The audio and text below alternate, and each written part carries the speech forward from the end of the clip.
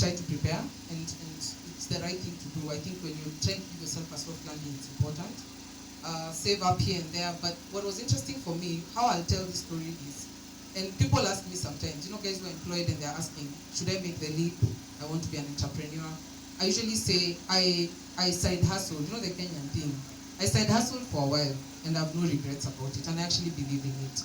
Because it's good to test a concept. I mean, it's smart, isn't it? So what was happening with me is, and how even my vision is cemented, my confidence in the thing that I've been called to do. This is what used to be my weekend. That's what I was saying. Today is funny, but you've all actually just taken me back, something I've not done for a while. But when I first started, when I was still working at Safaricom, I used to, Panza, it was on Abunskote, because I went and negotiated with someone there who owned a party. On a story. And then I paid for it from my salary. I used to pitch tents, and so I'd invite youth for talks every weekend. So when guys are having their weekends, that was my weekend. And that's actually what I say is actually where it truly began, you see. So I would, and there was no benefit to me. Are you all seeing the theme of my story? There was nothing like, okay, now I want to try and make some money. It was, let me start from a position of impact and working on this thing and this vision and this purpose that I've been given. I think the joy of being employed at that time is, you're not banking on this to pay your bills, and that's why I say if you can do, if you're starting and you can do a bit of the side hustle, it's actually okay. Let no one tell you there's anything wrong with that. Because the beauty of that for me was, I had time, to sort of think through and experiment without the pressure of the initial, I need to chat guys for this thing and they need to pay me because I have bills to pay. So I kept doing that for quite a while. I think actually more than 4 months. Yeah, so even before I resigned, I'd already been doing that. I had the idea for the book, so I would give the talks, and that's how the transition began. So by the time I was actually making the decision to leave, I had a solid, the other thing I did, I collected the contact. So I started building what is called a database. And this is something business owners, we don't leverage it enough. In fact, nowadays it's so easy to do newsletters. Back then there's a paper, circulates in the room, and it's just me. Guess who's going to go and type that Excel? It's me too. And by there I sit and I type every name, email, that level of personal.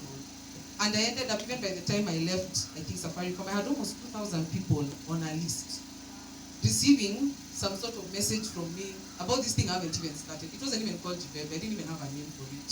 It was just Joyce, motivation, empowerment, nuggets. It was very random, but I was just starting where I was. And that's a lesson for all of us. But that's what gave me the confidence to know there's a need. The problem I'm trying to solve is relevant.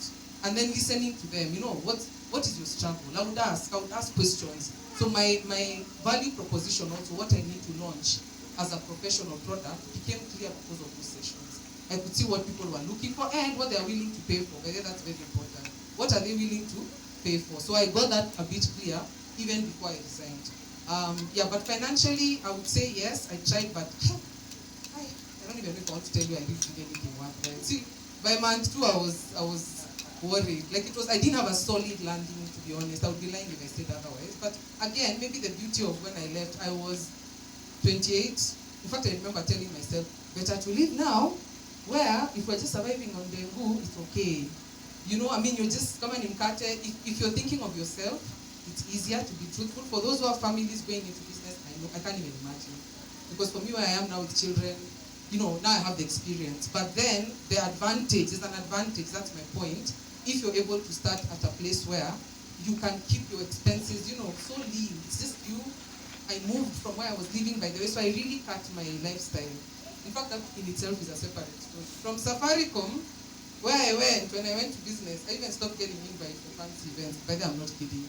There's a whole other side story I can tell you about learning who your true friends are in life, eh? Yes, that was another story I went through. But it was not easy, but it's the belief in the thing that I've been called to do and the sacrifices that have to be done. Then the next question about the impact of corporate, you're right. And I see it now, with some entrepreneurs, but also with my team that comes in at level, which is partly why I'm passionate about Zydii. I always say, even with Zydii, my goal is to give people those skills that school didn't teach you. Like why an email should end with kind regards. Like who came up with that? Or why do we all have to start with I hope you're well? Is there another? Well, there was no class that taught you that, am I right? For those who are in business. But somehow this is what we're supposed to do. So part of what we try to do with Zydii is give very real courses. Like our courses are real talk. It's the thing you need to know to actually be practical in your work.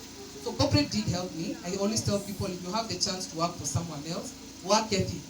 My work ethic was on point. I knew how to get up and go to work and work hard. And I think that's what corporate gave me. You understand? The discipline. So even when I was alone, whether I used to operate like I'm going to Safaricom, there was nothing like at society for biashara. We can flex. I was in fact, I wanted that discipline because I knew this is the only way I'm going to achieve what I want. So my day had to start at this time. I followed my regime, and I had a very structured routine to be highly productive. And I think that's what entrepreneurs also need to do more. Yeah, there's no shortcut. Yeah, you have to do the work. Then group sessions, trainings, we are digital, my friends. So let me come closer.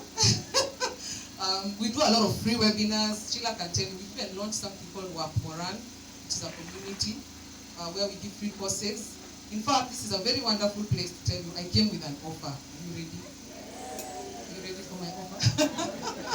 Like any entrepreneur, isn't it? Yeah. I came with an offer for you to experience Zydii. You actually have 2 weeks free. If you have a lot of employees, you're in here, because I think your people will get some free training.